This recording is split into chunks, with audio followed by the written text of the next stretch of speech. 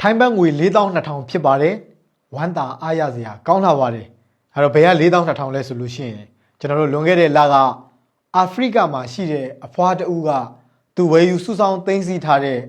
ရွှေဆွဲကြိုးတကုံးရဲ့ဝက်ဝင်ရုပ်ကလေးရွှေသားနဲ့ဝက်ဝင်ရုပ်ကလေးရဲ့ကျွန်တော်ကနောက်မှာဖော်ပြထားတဲ့ရွှေပစ္စည်းရွှေတဲ့နှစ်ခုပေါ့နော်ရွှေတဲ့နှစ်ခုကိုကျွန်တော်ရှိတဲ့နေရာအထိရောက်အောင်ပို့လာပါတယ်အဲ့တော့အဖွားနဲ့ဆက်သွယ်ရတဲ့အခါမှာဖုန်းပြောရပါတယ်ဖုန်းပြောပြီးစကား3-4ခုပဲပြောရပါသေးတယ်အဖွားငိုပါလေရောဒါရဲ့ဒါတို့အရွယ်လေးတွေဒါတို့အရွယ်ရဲဘော်တွေဒီကာလဓာကြီးကိုထမ်းပိုးပြီးတော့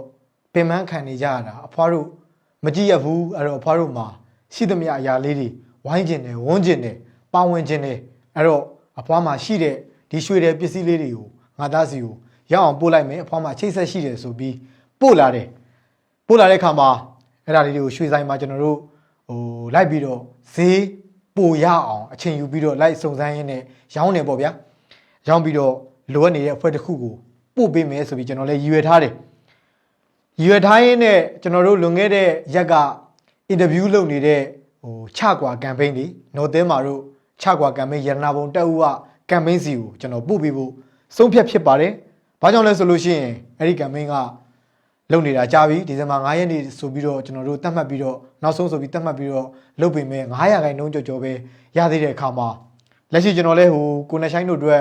RPG ဝယ်ပေးဖို့3000ရှာနေပေမဲ့ပို့ပြီးတော့အားနည်းတဲ့စီကိုကျွန်တော်ရည်မှန်းထားတဲ့အတိုင်းပို့ပေးလိုက်ပါပြီထိုင်းဘတ်4200ရပါတယ်ဒီရွှေတဲ့ပစ္စည်းနှစ်ခုဒီနေ့ပဲတွားရောင်းတဲ့အခါမှာ4200ရပါတယ်4200လုံးကိုတက်ဖွဲ့စီကိုလွှဲပေးလိုက်ပါပြီမြန်မာငွေနဲ့ပြန်တွက်ကြည့်မယ်ဆိုရင်တော့350ကျော်မယ်ထင်ပါတယ်တိတိကျကျဆိုရင်တော့ပြန်တွက်ကြည့်မှရမှာပါအဲ့တော့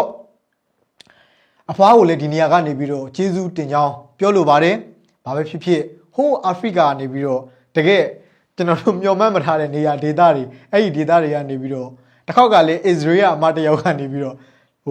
ထောက်ပပါဝင်ခြင်းလို့ပါအစ္စရေးကပါဆိုတော့ကျွန်တော်တို့နည်းနည်းကြောင်တောင်ဖြစ်ပါတယ်အစ္စရေးဘက်မှာလည်းငါတို့မြန်မာပြည်သားတွေတော်လှန်ရေးကိုထိစပ်ပြီးတော့ဒီလိုမျိုးဝိုင်းကူခြင်းတဲ့သူတွေရှိပါလားနောက်တစ်ခါနီပေါကအဲ့လိုမျိုးပဲကျွန်တော်စီမှာဆိုထူးထူးဆန်းဆန်းအဲ့ဒီတာမန်ဆိုရင်ဗျာထိုင်းနိုင်ငံမလေးရှားနိုင်ငံစင်ကာပူတို့ US တို့အဲ့လိုမျိုးကနေဒါတို့အဲ့အလာတာများပေမဲ့ခုလိုမျိုးအစ္စရေးတို့အာဖရိကတို့ဆိုတာကနည်းနည်းရှားတယ်ဒါပေမဲ့ကျွန်တော်ရှိကိုစိုက်မြိုင်နဲ့ရောက်လာကြတယ်ရောက်လာပြီးတော့အခုလိုမျိုးရဲဘော်တွေအတွက်အကျိုးဖြစ်ထွန်းသွားတယ်ဒါကြောင့်အဖွားကိုလည်းဝမ်းသာရအောင်ဒီရုပ်တံလေးရိုက်ကူးရင်းနဲ့ကျေးဇူးတင်ကြောင်းပြောလိုတာဖြစ်ပါတယ်ချကွာကမ်ပိန်းကိုလည်းနှိုးဆော်ချင်တာပါဒီလိုမျိုးရုပ်တံလေးရိုက်ပြီးတော့နှိုးဆော်ချင်တာပါဘောမာတွေကိုတော့စိတ်ဆင်းရဲစေချင်တာပါမင်းတို့တွေခွက်ခောက်ကြတယ်မင်းတို့တွေခွက်ပေါက်ကြတယ်ဆိုပြီးခဏလာလောင်နေတာအဲ့မှာရွှေတယ်ပစ္စည်းမှာဖတ်ငွေ4200ရတဲ့ပစ္စည်းရုံကြည်နဲ့တော်လန်ရေးတဲ့ကိုထည့်ဝင်ပြီးတော့ပါဝင်လာတယ်မင်းတို့ခွက်ခောက်တယ်ပဲပြောခွက်ပေါက်တယ်ပဲပြောပြည်သူလူထုရဲ့ယုံကြည်မှုကငါတို့ပေါ်မှာဒီလိုမျိုးရှိတယ်အဲ့တော့မင်းတို့စိတ်ဆင်းရဲပါစေဆိုတဲ့ရွေးချက်နဲ့မင်းတို့ကြည်ဟာအောင်လို့လာပြီးတော့ပြောပြတာဖြစ်တယ်အဲ့တော့ကျွန်တော်တို့ဒီနေရာမှာနောက်ထပ်တစ်ချက်ပြောချင်တာကကျွန်တော်တို့တော်လိုင်းနဲ့ပတ်သက်ပြီးတော့ပြုလုပ်ကြတဲ့ကမ်ပိန်းအကြောင်းအရာတွေစကားဝိုင်းဒီလိုမျိုးကြေညာချက်တွေဒီလိုမျိုးထုတ်ပြန်ချက်တွေဒီလိုမျိုးပြောဆိုမှုတွေကများပြန့်နှံ့မှုလိုအပ်ပါတယ်အရေးကြီးပါတယ်ဒီနောက်ပိုင်းမှာဆိုရင်ကျွန်တော် analysis တခြားလုပ်ကြည့်ပါတယ်ကျွန်တော် Facebook ကိုပဲပေါ့နော် Facebook ကိုပဲ analysis လုပ်ကြည့်တဲ့အခါမှာပြန့်နှံ့မှုကပို့ပြီးတော့များလာတယ်တချို့ရုပ်သံတွေဆိုလို့ရှိရင် million view လောက်ထိလူ1 သန်းတချို့ဆိုလူ3 သန်းလောက်ထိကြည့်ကြတယ်ဟိုတစ်ခေါက်ကFacebook ကနေပြီးတော့ report အများကြီးထုတ်ခံလို့ဖျက်ချခံရတဲ့ဒီလှိုင်သာယာကိုကြီးနဲ့ပတ်သက်ပြီးတော့ပြောထားတဲ့ရုပ်သံဖိုင်ဆိုရင်တညနေအတွင်းလူ9 သန်းလောက်စီကိုပြန့်နှံ့သွားတယ်အဲ့တော့ပြန့်နှံ့မှုကအင်မတန်မှအရေးပါတယ်တော်လှန်ရေးသတင်းအကြောင်းအရာတွေတော်လှန်ရေးအချက်လက်တွေကမ်ပိန်းအကြောင်းအရာတွေဒါတွေကပြန့်နှံ့လေးထားပါတော့ဗျာကျွန်တော်တို့ share လုပ်လိုက်တဲ့မျှဝေလိုက်တဲ့ post တစ်ခုကိုကဲထိုင်းဘတ်1000လူမဲ့လူကမြင်သွားပြီသူမျက်စိရှိရောက်သွားပြီဆိုရင်ရုံကြည်နဲ့သူလာလှူလို့ရမယ်ဘယ်လောက်ထိ share တစ်ခုဆိုပေမဲ့ comment တစ်ချောင်းဆိုပေမဲ့ RCS တစ်ခုဆိုပေမဲ့တကယ်လက်တွေ့မှာကြတော့အဲ့လောက်ထိကိုအကျိုးသက်ရောက်မှုကြီးသွားနိုင်တယ်ရိုးလေးပဲဆိုရင်ဗျာကျွန်တော်တို့ဒီအကြောင်းအရာကိုလူသိမှဒီအကြောင်းအရာကိုလူတွေရှေ့ကိုများရောက်မှထားပါတော့10ယောက်စီရောက်တယ်ဆိုရင်အဲ့10ယောက်ထဲက1ယောက်ကလှူချင်တယ်ဆိုရင်သူ့ရှေ့ရောက်တယ်သူမျက်စိချွေမှာဒီအကြောင်းအရာမြင်ရတယ်ဆိုလို့ရှိရင်ကျွန်တော်တို့လှူဖို့အခွင့်အရေးပို့ပြီးတော့များတာပေါ့အဲ့တော့ရိုးလေးအခြေခံကြတွေးကြည့်မယ်ဆိုရင်တော့ကျွန်တော်ပြောတဲ့ဟာတိုင်းကို share ကြပါ RCS လုပ်ကြပါအဲ့လိုမျိုးဆိုလို့ချင်တာမဟုတ်ပါဘူးကျွန်တော်ပြောတဲ့ဟာရမှမဟုတ်တခြား ချကွာကမ်ပိန်းပဲဖြစ်ဖြစ်ကားဝယ်ပေးပါကမ်ပိန်းပဲဖြစ်ဖြစ်တခြားအများကြီးပါပဲအဲ့ဒီအရာတွေကိုကျွန်တော်တို့လက်တလောမှာလာစားမထွက်သေးတာပဲဖြစ်ဖြစ်ကိုယ့်ရဲ့ရုန်းကန်မှုအရာငွေပါဝင်ပြီးတော့ထောက်ပို့ဖို့အဆင်မပြေသေးတာပဲဖြစ်ဖြစ်မျှဝေမယ် RCS လောက်ကြမယ်အဲ့လိုမျိုးလုပ်တဲ့နေရာမှာလဲလုံခြုံရေးအရာအဆင်ပြေခြင်းတယ်ဆိုလို့ရှိရင် profile ပိတ်ထားတဲ့အကောင့်တွေဒါမှမဟုတ်လို့ရှိရင်ကျွန်တော်တို့ဘယ်လိုပြောမလဲအကောင့်တုနဲ့ဖြန့်နှံ့တာဘယ်လိုပုံစံမျိုးနဲ့ပဲဖြန့်နှံ့အောင်လုပ်ကျွန်တော်တို့လှူမဲ့လူမျက်စိရှေ့ကိုတခုလေးရောက်သွားပြီဆိုလို့ရှိရင်ကျွန်တော်တို့အတွက်အကျိုးသက်ရောက်မှုကြီးပါတယ်ကျွန်တော်တို့အတွက်ဆိုတာရဲဘော်တွေရဲ့လုပ်နေတဲ့ campaign တွေအတွက်ကျွန်တော်တို့ခုလုပ်နေတဲ့ရဲဘော်တွေလိုအပ်ချက်ကိုဖြည့်ဆည်းဖို့လှုပ်ဆောင်နေတဲ့ campaign တွေအတွက်အကျိုးသက်ရောက်မှုကြီးပါတယ်ကျွန်တော် Facebook မှာ analysis လုပ်ကြည့်တော့ဒီနောက်ပိုင်းကာလတွေမှာပို့ပြီးတော့မြန်ဆန်နဲ့အရင်ကဆိုလဲ PR အတွက်300ရှာပေးမဲ့300အထိကိုရသွားတယ်။ဘာကြောင့်လဲဆိုလို့ချင်းအဲ့ဒီဗီဒီယိုရုပ်သံ post ကိုလူတွေကဝိုင်းပြီးတော့မျှဝေကြတာကြည့်ရှုကြတာပြန့်နှံ့အောင်လုပ်လိုက်ကြတာဒီတန်းနဲ့ချီပြီးတော့မီလီယံနဲ့ချီပြီးတော့ရှိတဲ့ခါကျတော့ပို့ပြီးတော့မြန်ဆန်ပြည့်သွားတယ်လို့ကျွန်တော်ကောက်ချက်ချတယ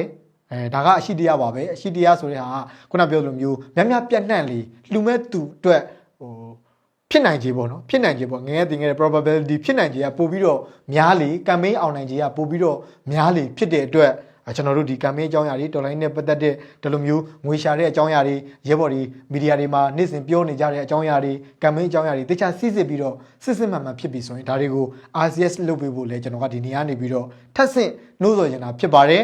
အဲ့တော့နည်းနည်းလေးကျွန်တော်တို့လွတ်နေတဲ့အပိုင်းကအခုလိုရုပ်သံတွေတင်ပြီဆိုလို့ရှိရင်ပါဝင်ခြင်းပါတယ်ဆိုပြီးတော့ comment မှာလာရေးကြတယ် comment တွေကများလာတဲ့အခါဆဲတာတွေကျွန်တော်ရှိမှဆိုလို့ချင်း6800သားတွေကလည်းဝင်ပြီးတော့ကညော့ကြတယ်ဆိုတော့သူတို့ကလည်းအာဆီယံထဲမှာတော့ပါသွားတယ်အဲ့တော့သူတို့ကလည်းပြောတဲ့အခါ comment တွေကများလာရင်ကျွန်တော်ဖုန်းကအလုပ်လုပ်ရတာလည်းနည်းနည်း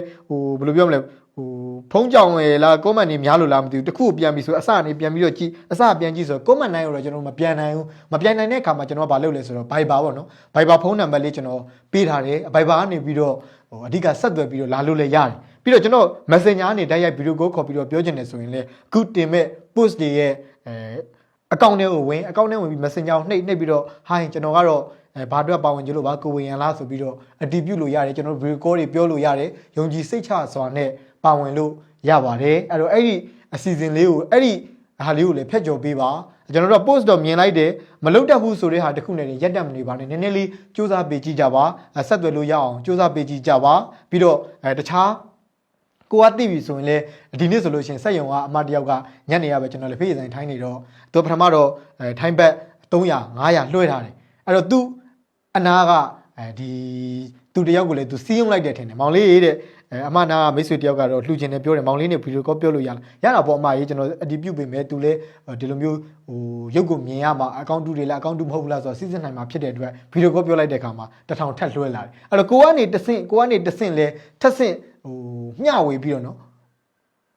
ဒီ post ကို share တာမဟုတ်ရင်လေလက်တွေ့မြေပြင်မှာကိုဘေးနာတငယ်ချင်းတွေကိုတယောက်ရသည်ဖြစ်စေနှစ်ယောက်ရသည်ဖြစ်စေလက်ဆင့်ကမ်းပြီးတော့စီးရုံးမယ်ဆိုရင်လေကျွန်တော်တို့ကပို့ပြီးတော့ပြန့်နှံ့မယ်ပို့ပြီးတော့တက်ရောက်မှုတွေများပါမယ်ကျွန်တော်သုံးသပ်တာကတော့ campaign တွေကပြည်သူတွေကမလှူနိုင်တော့လို့ပန်းသွားလို့ဆိုတာထက်ပြည်သူတွေချိတ်ဆက်ရဖို့အတွက်ခက်နေကြတဲ့အခြေအနေတွေအများကြီးရှိနေသေးတယ်တချို့ဆိုတော့ဟာလူကျင်တာကြာပြီပဲဘလောက်တည်းလွန်ခဲ့တဲ့3 4 5လ6လလေးကဆက်သွယ်ပြီးတော့ဒီလိုမျိုးလူချင်းနေတာဒါပေမဲ့အဆက်သွယ်မရလို့ဘလို့မှမဆက်သွယ်တတ်လို့ဆိုတော့ပြည်သူတွေကအများကြီးရှိနေသေးတယ်ဒါတွေကိုကျွန်တော်တို့ဒီပညာကျွမ်းကျင်တဲ့ညီကိုမောင်နှမတွေကလည်းအနီးနားနေပြီးတော့ဝိုင်းပြီးတော့တဆင့်စကားတဆင့်အကူအညီနဲ့ဝိုင်းကြဝန်းကြဖို့လိုတယ်အဲ့တော့ပြည်သူတွေကကူမဲ့ရဲဘော်တွေကိုအားဖြည့်မဲ့ပြည်သူတွေကနောက်မှာအများကြီးရှိသေးတယ်အခုဆိုပဲကြည့်တယောက်တည်းကျွန်တော်တို့ရှိတဲ့ရွှေတဲ့ပစ္စည်းကိုပို့လိုက်တယ်ကျွန်တော်တို့ရောင်းချပြီးတော့လုတ်လိုက်တဲ့အခါမှာ4200ဘတ်4200 350ကျော်ရသွားတယ်ဒါဆိုရင်6ကွာကမ်ပိန်းအတွက်တစုံတရာအားရှိသွားပြီအဲ့တော့ဒီလိုမျိုးဆက်သွယ်ဖို့ခက်နေတဲ့သူတွေဆိုရင်လည်းနှိစက်ရသူတွေကကူညီကြပါအဲ့တော့ဒီ post လေးကိုလည်း RCS လုပ်ပေးကြပါ6ကွာကမ်ပိန်းရဲဘော်ဒီ6ကွာကမ်ပိန်းလုပ်နေတဲ့ဟာကိုလည်းကျွန်တော်ဒီ post နဲ့အတူထပ်ပြီးတော့mention လုပ်ပေးပါမယ်အဲ့မှာလည်းဓာတ်ရိုက်သွားပြီးတော့ပါဝင်လို့ရပါတယ်အဲ့တော့ဒီနေ့မှာတော့ဝမ်တာစွာနဲ့အာဖရိကကအဖွားကိုလည်းဒီနေရာနေပြီးတော့အဖွားပို့လိုက်တဲ့ပစ္စည်းလေးကိုဒီရဲဘော်ဒီလုံနေတဲ့မန္တလေးကရနာဘုံတက်ဦးတပ်ဖွဲ့ကလုံနေတဲ့ကမ်ပိန်းစီကိုရောက်ရှိအောင်ပို့ပေးလိုက်ပြီဆိုတဲ့အကြောင်းလေးကိုလာပြီးသတင်းစကားပါတာပါအဖွားလည်းကျမ်းမာရေးပို့ပြီးတော့ကောင်းမွန်ပါစေပို့ပြီးတော့အဆင်ပြေအလုတ်ကင်တွေလည်းပို့ပြီးတော့အဆင်ပြေပါစေလို့ဆုမွန်ကောင်းတောင်းလိုက်ရပါတယ်ရဲဘော်တွေလည်းထပ်တူဆုမွန်ကောင်းတောင်းနေမှာပါအားလုံးကိုကျေးဇူးတင်ပါတယ်ခင်ဗျာ